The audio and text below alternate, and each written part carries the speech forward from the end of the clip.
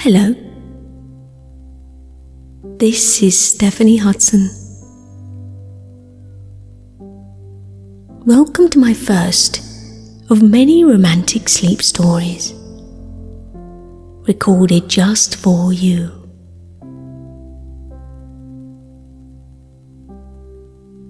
This sleep story will guide you into a night of calm and restful sleep, where you can relax using my voice to guide you.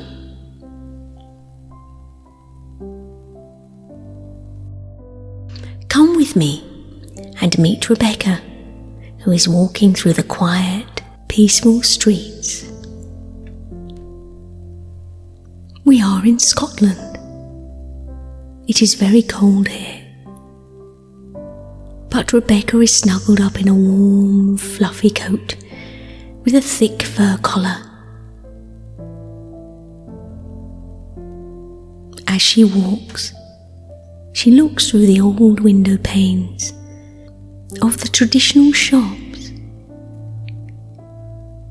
She sees the candles flicker inside. It makes her feel warm and cozy.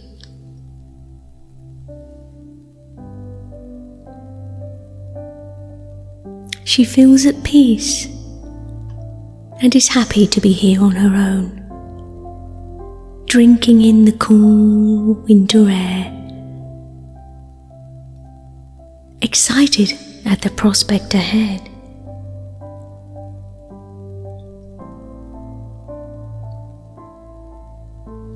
But before we begin, let's take a moment to find comfort and peace where we are now. As you close your eyes, relax into the support beneath you.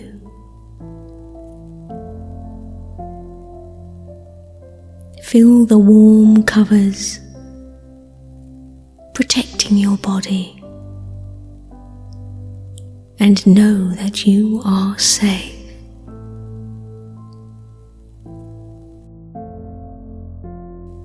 Take a deep, full breath in through your nose and let it out on a long sigh. That's it. It is time to relax and fully let go.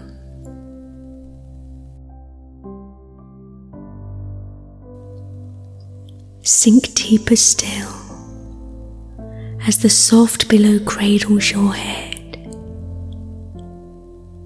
It's been a long day, and now it is time to relax. Here and now there is time to care for yourself. There's no rush, no expectation. Just the need to be kind to yourself as you listen to this calm sleep story.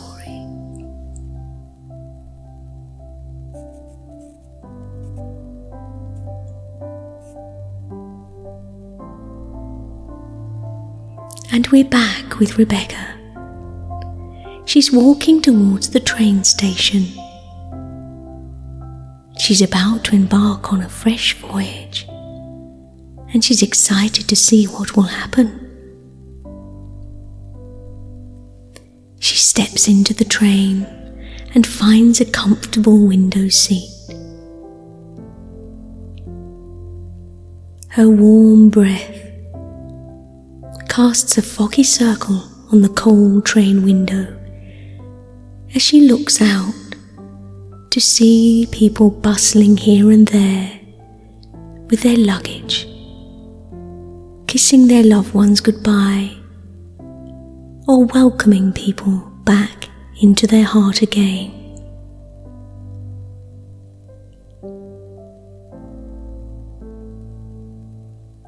It is quiet on the train, and she can feel the warm seat beneath her and she settles in for the long journey ahead.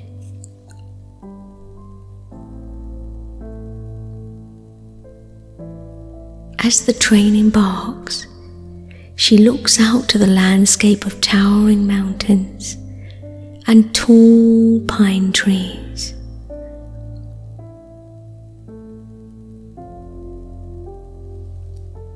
It is beautiful here, but there is yet more excitement to come.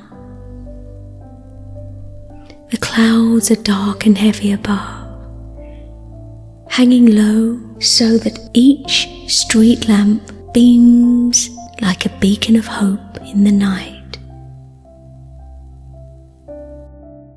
There is snow on the way. It is getting colder now, but she is so comfortable in the warm train as it trundles along the long track.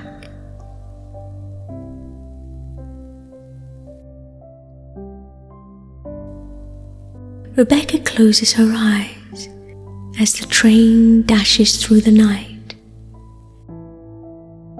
The first flakes of soft, powdery snow begin to settle on the mountains beyond. This is peace. This is beauty.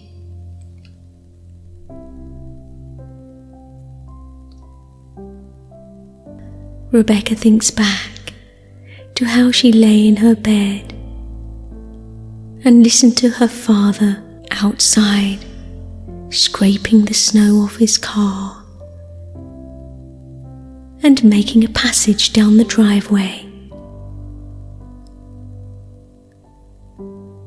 She remembers the warm, cozy blankets that used to cover her childhood bed, and the smell of hot chocolate and marshmallows roasting on the fire.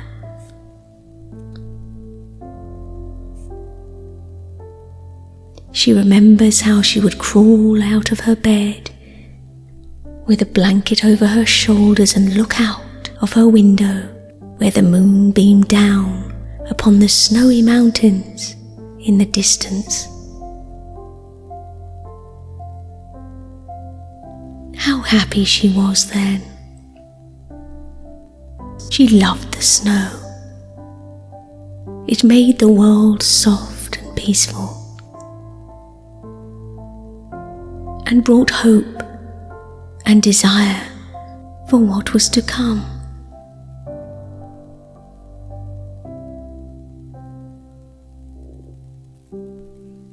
The train trundled on and on in a steady, rhythmic lullaby,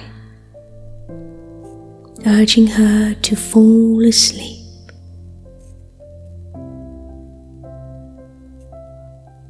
She was travelling deeper and deeper into the depths of the Scottish countryside.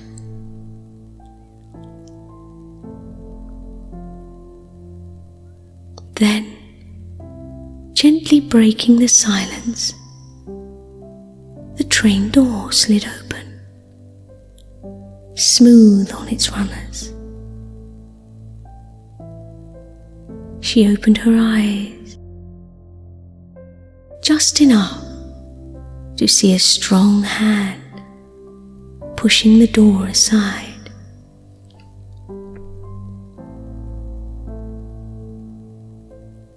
She was tired, but this was something new.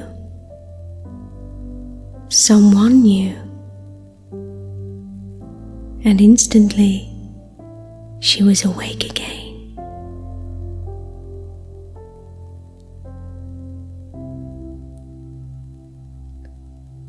She looked away. She daren't look up. She could see by the frame of the man who had stepped into her carriage that he was strong, that he was tall. His skin was dark, and his hands perfectly manicured.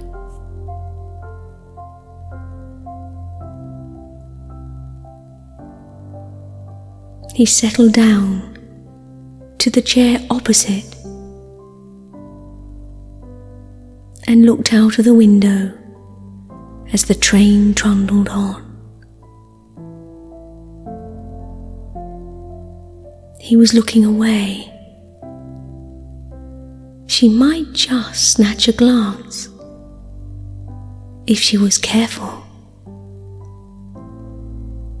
Dare she? She turned her head slightly, and her long auburn hair fell loose around her shoulders.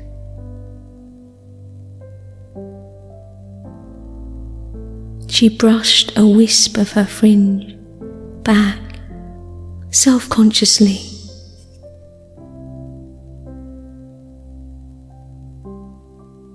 He was lost in his thoughts, and she was grateful for that. Yes, she was right. He was tall, with a very strong frame, with thick, heavy shoulders and dark hair.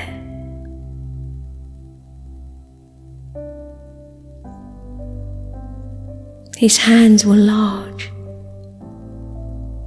resting softly upon his thighs. Her eyelids dropped once more. She daren't look. It wasn't her place to look. It must seem as though she didn't know he was there at all. She took a deep breath in through her nose, and as she sighed, she turned back to the landscape rolling past her. This was just another train ride, and he was just another man.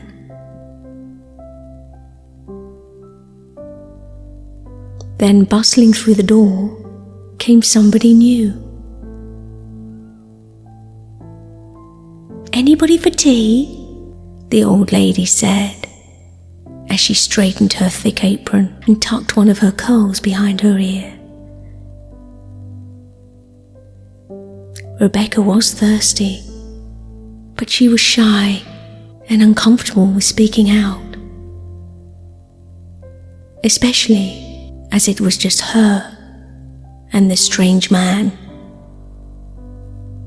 He would hear everything she said. She looked down into her gloved hands. She began to pull them off, one finger at a time.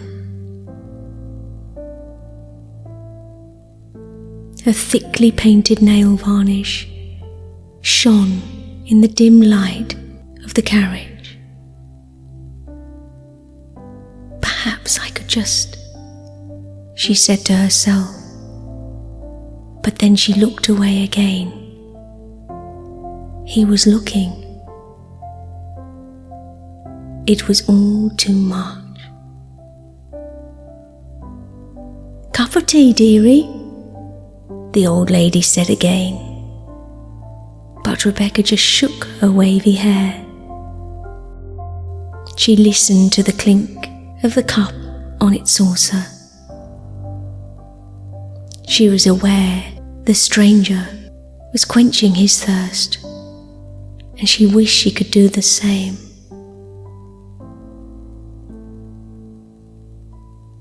Then, to her embarrassment, the old lady said, "You look all done in, dearie. Come on, have a cup of tea on me." And reaching out to Rebecca, a teacup clenched in her heavy hand, the old lady smiled, and Rebecca, embarrassed, looked down into the cup she had been handed. "Thank you so much," she said, as she looked away again. "You're welcome, my dear," said the old lady, and she trundled through the carriage, leaving Rebecca and the strange man behind.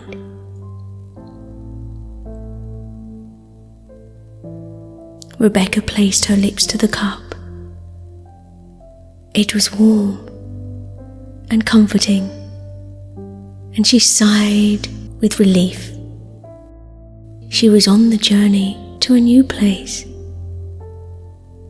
Life had been hard recently in the small town where she lived. She loved it, but it was so hard to find work. So she had decided to take a trip, an adventure to somewhere new, with the promise of a new life.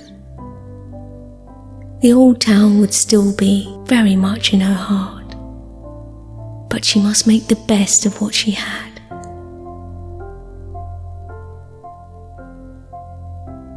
As the train carried on along the track which cut a path through the frosty countryside, the old lady returned and collected the cups. Rebecca looked up, and to her surprise, she caught sight of the stranger's face. It had been a long time since she had seen him, and he had changed so much. But she knew these eyes. She had seen them before. There was no mistaking the person who was at the center of the community that she had just left behind. She had thought that he had left for good.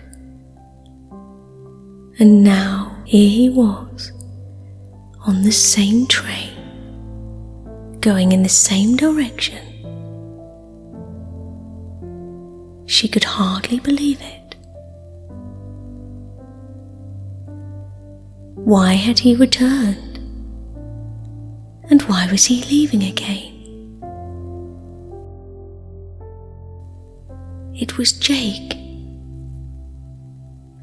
the boy she used to sledge down the local hills with when the snow lay thick and fast. The boy she used to tease for his 2 front teeth took so long to come in. The boy she always beat at rounders and laughed at for being a little slower than her. But the man in front of her now was no longer a boy. He had grown into something far beyond anything she could possibly have imagined he would be. Where had he been all this time? Did he recognize her? No. She still had the same auburn hair, but her features had become softer, her eyes more sweet, and her manner more gentle with the years she had spent looking after the local children and volunteering at the town church.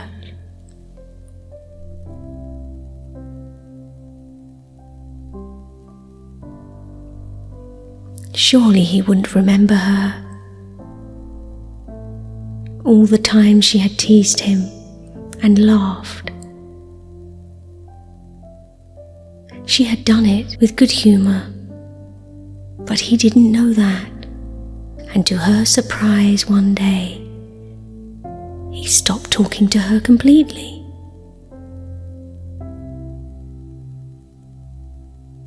That was many years ago. She had long since forgotten about it. But catching the expression on his face, brought her right back to the journey to and from school they would share. Rebecca began to feel nervous.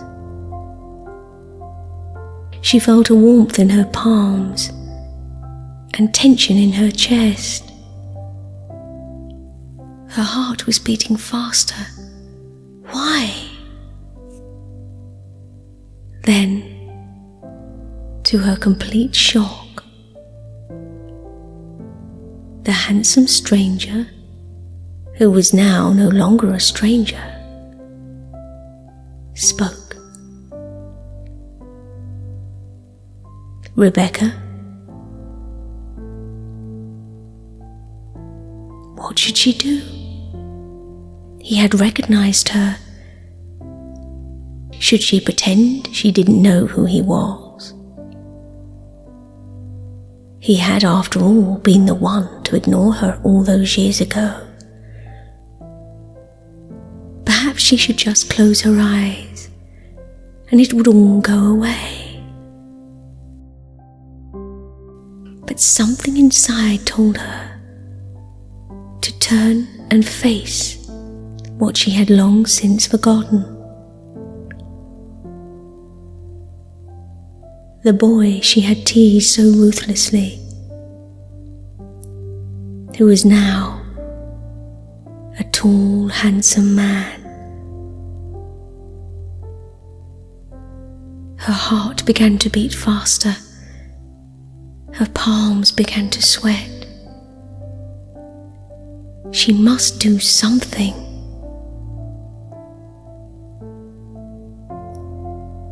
Yes, she said, looking up into his amber eyes. You remember me, don't you? Born from an American mother and a Scottish father.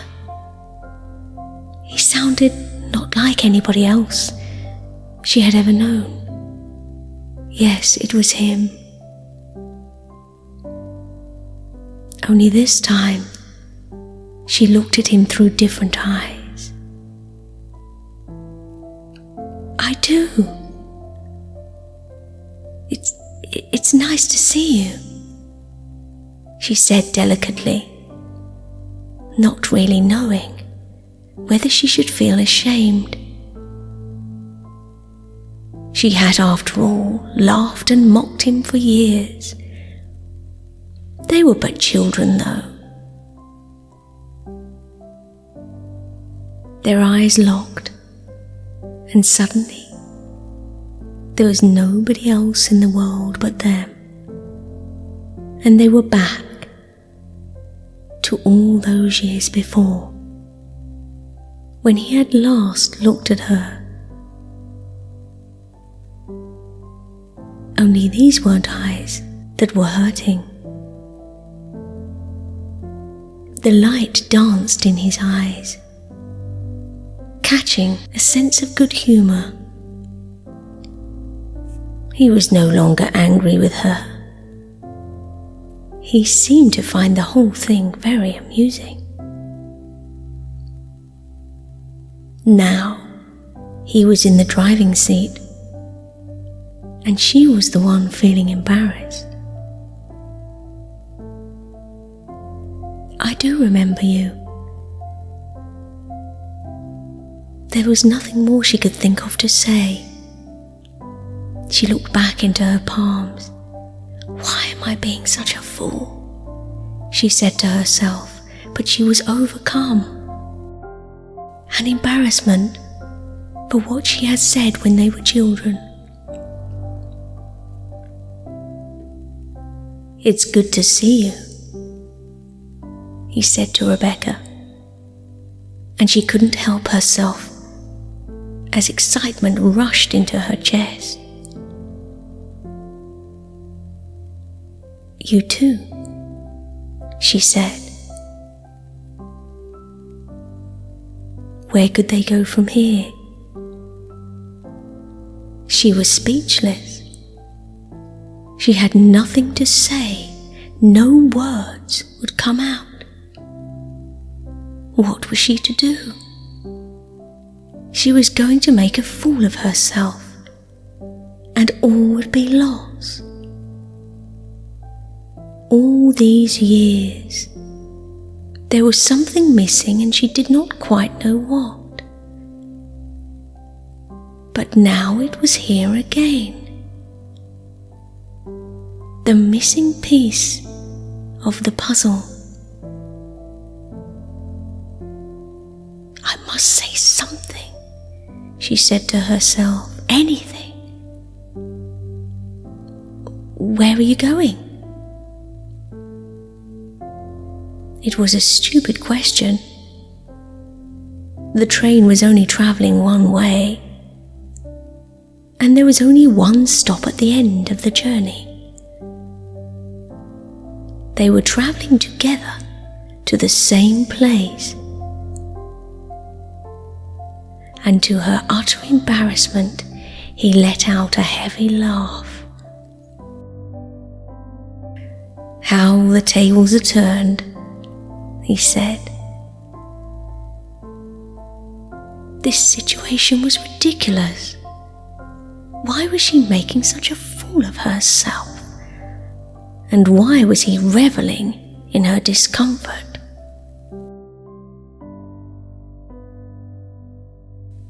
Of course, she said, straightening up her back. She must pull herself together. What was I thinking? I'm sorry, I'm a little tired. She glanced at him once more, and his warm eyes were smiling. He was thinking only kind thoughts, as, she was ashamed to admit, he always did. It was her who had been cruel. It was her who had teased him, and now he was teasing her back. She felt ashamed of the person she was, and embarrassed that he didn't know the person she had become. He had left with his family all those years ago. So why had he come back? The silence was awkward, but she could say nothing, so she looked out of the window and watched the countryside roll by.